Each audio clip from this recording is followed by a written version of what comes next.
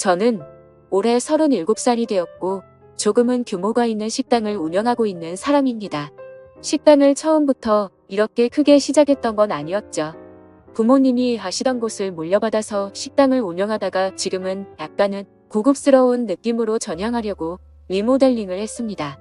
그 결과 생각보다 가게는 더 승승장구하게 되었습니다.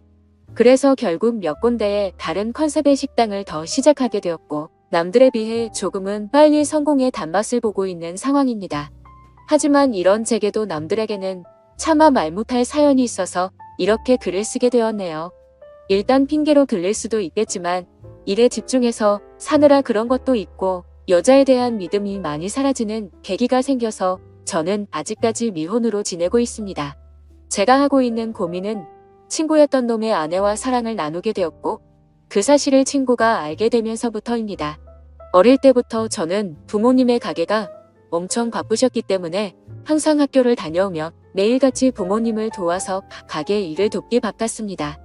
그러다 보니 자연스럽게 많은 친구들과 어울리지는 못하게 되었고 어느 순간부터는 제가 학교에서 괴롭힘을 당할 뻔한 상황까지 생겼었습니다.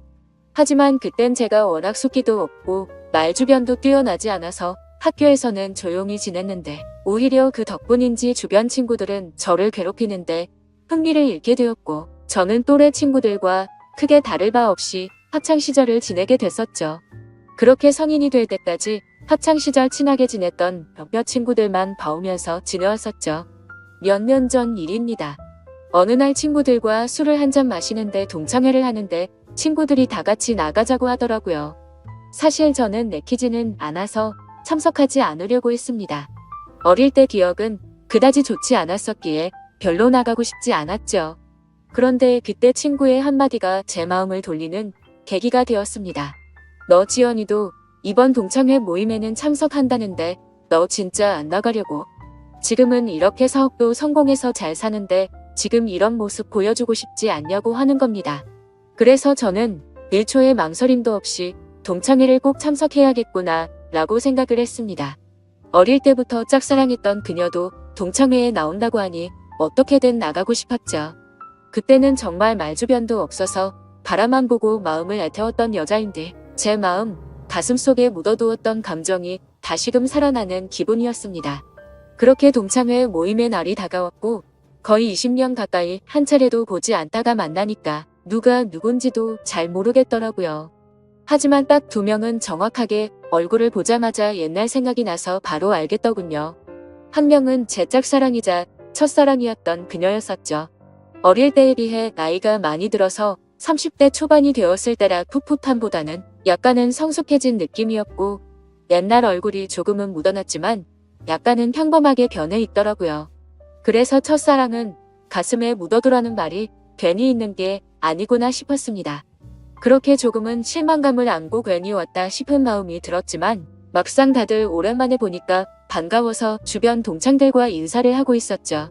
그러다 눈에 들어온 한 친구. 그 친구는 잊을 수가 없는 얼굴이었습니다.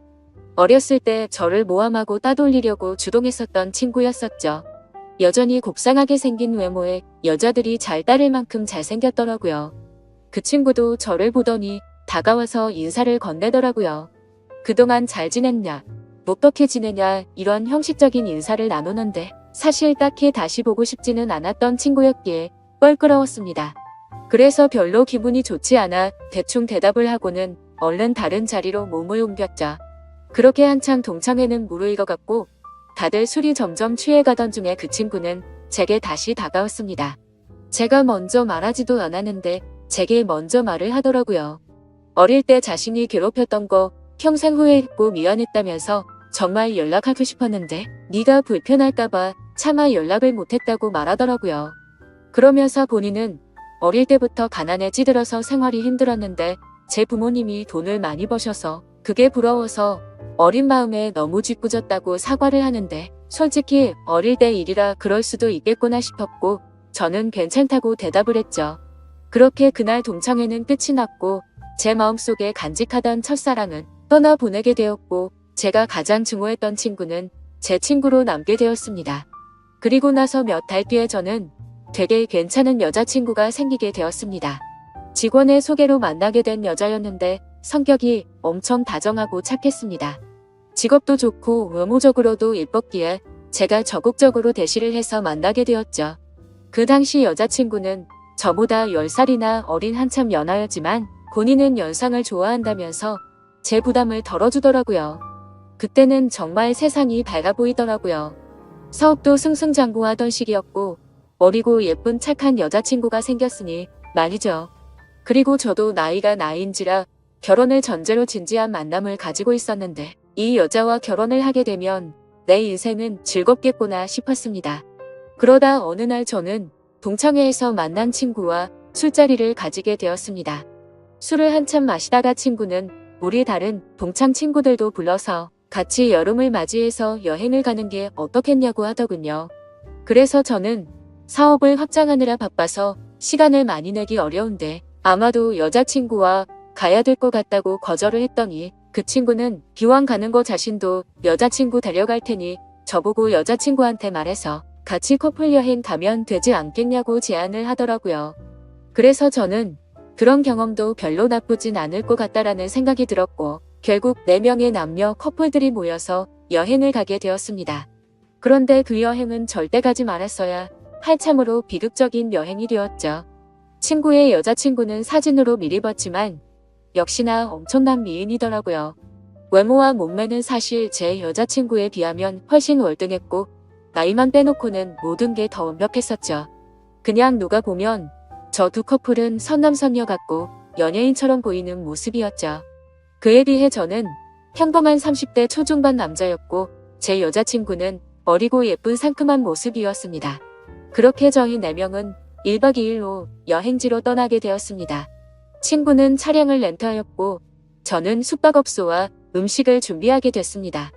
그 당시 친구는 사업을 준비하던 시기였고 제가 여유가 있었기에 굳이 금전적인 지출에 대해서 얼마씩 모으자고 하기엔 별로라는 생각에 제가 준비를 했죠. 그런데 여행을 가서 뭔가 기분이 더러워지기 시작하더군요.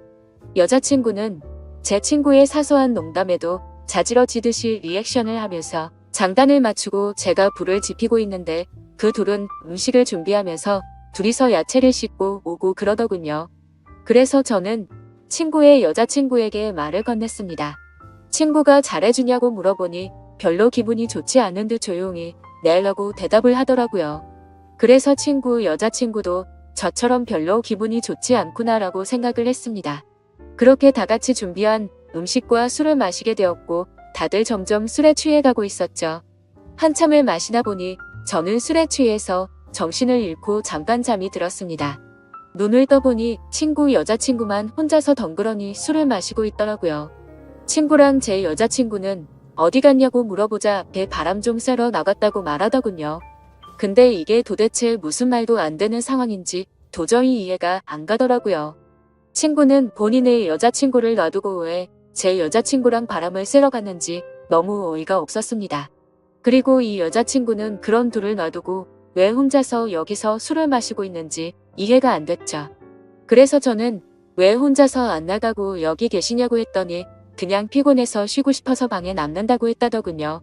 저는 기분이 불쾌해서 곧장 여자친구를 찾으러 밖으로 나갔습니다. 친구와 여자친구에게 전화를 수십 통을 해도 받지를 않더라고요. 너무 걱정도 되기 시작했고 화가 나서 다시 숙소로 들어가려고 하는데 저 멀리 바닷가 등대 아래쪽에서 불빛이 보였습니다. 그쪽으로 다가가 보니 친구와 여자친구가 오고 있어서 저는 바로 욕을 했습니다.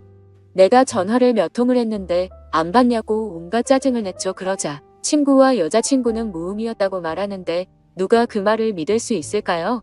저는 당장 사실대로 말하라고 했고 여자친구는 오빠 미안이라고 하더군요. 정말 그 한마디에 가슴이 철렁 내려앉았습니다. 그때 확신을 하게 됐고 친구에게 주먹질을 하려고 하는데 날렵하게 피해버렸고 저는 취한 상태여서 그 자리에서 넘어지고 말았습니다. 그러더니 친구였던 그놈은 풋소리를 내면서 웃는데 너무 자존심도 상했고 비참했습니다. 저런 정신나간 놈을 믿었던 제가 멍청했었죠. 그래서 저는 너네같이 더러운 것들은 살다가 생전 처음 본다고 말했고 앞으로 내 인생에서 절대로 눈에 띄지 말라고 했습니다. 그러고는 저는 택시를 타고 곧장 집으로 돌아왔습니다. 그렇게 저는 살면서 가장 큰 배신감을 겪게 되었고 씻을 수 없는 상처를 받게 되었습니다. 결혼까지 생각했었던 여자친구에게 그렇게 배신을 당하고 났더니 도저히 정신을 차리지 못하겠더라고요.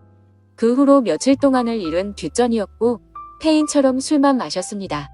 정말 정신 나간 사람처럼 웃다 울다 비참한 하루하루를 지내고 있었죠. 그러다 한 달 정도가 지난 뒤에 여자친구에게서 연락이 오더라고요. 새벽 시간에 잘 지내고 있냐고 카톡이 오는데 정말 너무 미웠지만 또 한편으로는 반갑기도 하고 말로는 표현이 안 될 그런 감정들이 들었습니다. 결국 저는 너무 멍청하게도 여자친구에게 답장을 하게 됐습니다. 네가 무슨 낯짝으로 감히 지금 나한테 연락을 하냐고 했죠. 그러자 그때 얘기를 하는데 자신도 술에 취해서 정신을 잃고 당했다고 하더라고요. 술에 취해서 바람을 쐬러 나왔을 뿐인데 그런 일이 벌어졌답니다. 저는 그 말을 고지고대로 믿었습니다. 아니 사실 그 말을 믿고 싶었던 걸지도 모르죠. 그만큼 제게 있어서 그 당시 여자친구의 존재는 너무 큰 사람이었습니다. 저는 그런 여자친구를 용서를 하고 다시 만나게 되었지만 믿음이라는 건 한 번 무너지고 나니 도저히 회복이 안 되더라고요. 그렇게 겨우겨우 버티면서 만나던 어느 날이었습니다. 같이 밥을 먹다가 여자친구가 화장실에 간 사이 여자친구의 폰이 울렸습니다. 사실 여자친구가 의심스러워 비밀번호 패턴을 외워두었기에 바로 풀어서 확인을 했죠. 근데 평소 여자친구는 카톡을 썼는데 알 수 없는 메신저로 연락이 와 있더군요. 예상대로 여자친구는 아직도 제 친구라는 그놈과 연락을 주고받고 있었습니다. 정확히 말하면 여자친구가 그 친구놈에게 매달리고 있더군요. 친구는 여자친구가 저와 연락하는 거 불편해 하니까 이제 그만하라고 하고 있었고 제 여자친구는 일단 만나서 얘기하자 오빠를 너무 사랑해서 아무것도 못하겠다 이따위 내용을 보내고 있더군요. 차라리 다시 만나지 말걸 이라는 생각이 들었습니다. 때마침 여자친구는 테이블로 오고 있었고 저는 곧장 일어서서 나가버렸습니다. 그리고 그날 이후로는 깨끗이 잊었고 모든 연락을 차단하고 일에만 집중해서 살았습니다. 아무쪼록 저는 그 계기로 여자에 대한 혐오증이 생겨버렸고 결혼을 절대 하지 말아야겠다 라고 생각하고 살았습니다. 그 결과 결혼을 하고 평범한 삶을 사는 데는 실패를 했지만 사업이 연쇄적으로 잘 된 덕분에 또래 누구보다도 성공한 삶을 살고 있었죠. 그렇게 저는 마음도 점점 안정을 찾아갔고 새로 런칭한 레스토랑에서 일을 보고 있었습니다. 그런데 엄청 미인의 여자들이 가게로 들어오더라고요.